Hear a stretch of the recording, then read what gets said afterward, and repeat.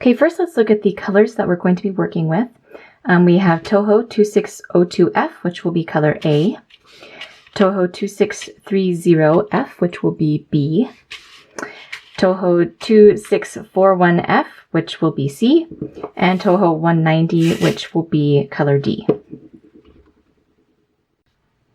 right, now for leaf A, we're going to be using a simple crossover loop, but we're going to be making one on each length of wire, and we're going to be making them a little bit differently than normal. So I'm working with a 28 gauge copper core wire. I chose a very light green color. You could do this in 26 gauge if you prefer.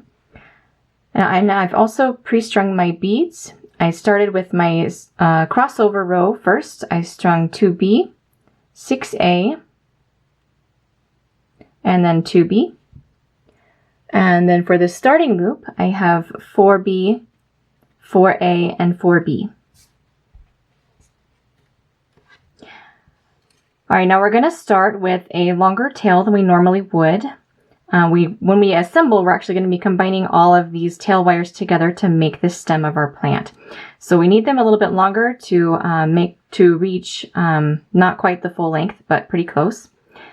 So we're going to start with a 5 to 6 inch starting tail wire. And then we're going to make our starting loop using the first 12 beads. That's the 4B, 4A, 4B. Now I'm going to keep tension on my beads and fold them in half. And then I'm kind of pinching the beads between my thumb and forefinger just to make sure that they don't slide around on my wire and make any wire gaps between any of my beads while I'm twisting my loop. All right, then I'm going to grab my beads and I'm going to twist 1, 2, 3. I'm twisting a few more times than I normally would with a crossover loop just because I'm using a thinner wire and I want that to be very secure there. Now I'm going to mold my starting loop so that it's thin and narrow, and I want about a 1 bead gap, about the same distance as 1 bead in the center, and I want it to be about the same width all the way up from the bottom to the top. Right now I'm going to pull my working wire, or the one that's still attached to my spool, up over the front of my starting loop, and I'm going to give it a gentle tug. And what that little tug is going to do is it's going to pull that working wire down here at the bottom so it's nice and flat against the front of our starting loop. All right, now I'm going to bring down the beads for my crossover row, and I'm going to push them down to the bottom of my starting loop. And for me, I ended up with 2B and 3A measured to the top. And then we're going to take bare wire and we're going to cross that down between the 2 beads right in the middle of our starting loop. So we're going to fold that down between those 2 beads. And what I like to do is give a nice little push with my thumb on that working wire to hold that tight against the back while I bring my next beads up. All right, so I'm going to flip this over to look at the back, and I'm going to bring those last 5 beads up, and I'm going to fold those down over the back of my starting loop. I'm going to hold it tightly to the bottom of that the row over the back that I just added. I'm going to hold tightly with my thumbnail to make sure that those beads don't move out of position. And then I'm going to bring that working wire forward and give it a nice little tug. And again, that's just going to help make that working wire nice and snug against the bottom so that there's less wire space for the beads to move around. Now normally with the crossover, I would wrap my working wire around the starting tail, but this time I'm going to twist them together. So I'm going to twist those 2 wires together about 1/4 inch below the loop. The exact length doesn't really matter, but somewhere around there. Normally with the crossover, we would be squishing this flat to flatten all those rows together, but this time we want it to be kind of a rounded cylindrical shape. We don't want to flatten it. So we're going to leave it just the way it is. And now that I'm done, I can cut my working wire off of my spool. So I'm going to cut the working wire to about the same length as the starting tail wire, which should be somewhere around 5 to 6 inches. All right, so there we have a finished leaf A. All right, now we're going to be making a lot of leaf A for our sedum. We need between 10 and 16 per stem, and the full plant that I made had 7 stems in it. So we're going to have 10 to 16 per stem, and that will give us a little bit of variety and length of our stems. But we're going to be making leaf A in several different color shading patterns. Now this is the one I showed in the demo with B and A color. Now if you notice, each of these little leaves has the same basic shading pattern, just in different colors. So we've got one color at the bottom and then one color at the tip.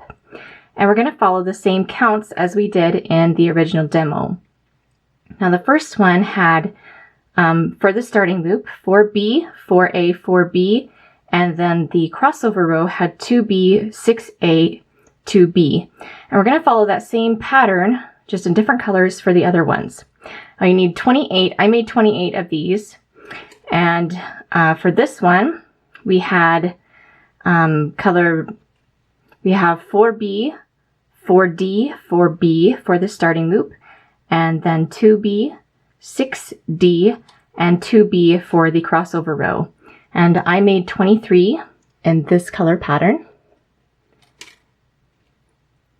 And then this one, I made 20 in this one, where I had 4B, 4C, 4B for the starting loop, and then 2B, 6C, and then 2B for the crossover row. And this last one I made 13 of, and I had, this one's just orange, there's no green in this one.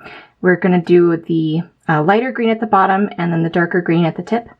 So we've got 4D, 4C, 4D for the starting loop, and then the crossover row had 2D, 6C, 2D. Now I've given you the counts of how many I made in each color, but it doesn't really matter if you make more of a certain one. If you want, say, more orange in yours, that's fine, make more of this one.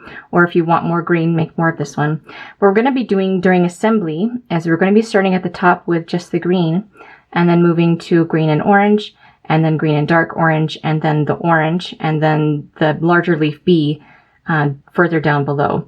So as long as you have between like 1 and 4 of each of these colors per stem, you're going to be just fine during assembly.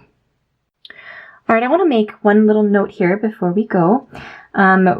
With shading patterns and fringe beading, sometimes they don't always work exactly the same for every person, and sometimes you have to adjust a little bit, especially when bead counts are involved. Now, for everybody, the starting loop should be the same with the 4B, 4A, 4B. That should be the same for everybody. Where we might see a little bit of variation is in the crossover row. Now, we might see this variation due to either personal technique, or maybe if you're using different beads than I am, you might end up having to adjust your shading pattern or the counts for each of the colors in order to make your rows fit nicely. We want to make sure that we get full coverage. We don't want to short ourselves any beads. So maybe you'll end up with, see, I have 2 of the lighter green and then 3 of the darker green. But due to your personal technique or the beads you're using, you could end up with maybe 2 of the lighter green and then 4 of these darker green. And then you end up shorted on the back. And in that case, you could just add another one of the lighter green to the end of the row, and just to fill in to make sure that you reach the bottom of that starting loop. So basically, it doesn't really matter exactly what your counts are. What we really want is the lighter green at the bottom and the darker green at the tip. It's not going to be a big deal if the lighter green kind of goes up a little bit further into the leaf, or if the darker green even comes down further. It's not going to make that big of a difference in the plant as a whole. So kind of adjust as you need to in order to make your rows fit.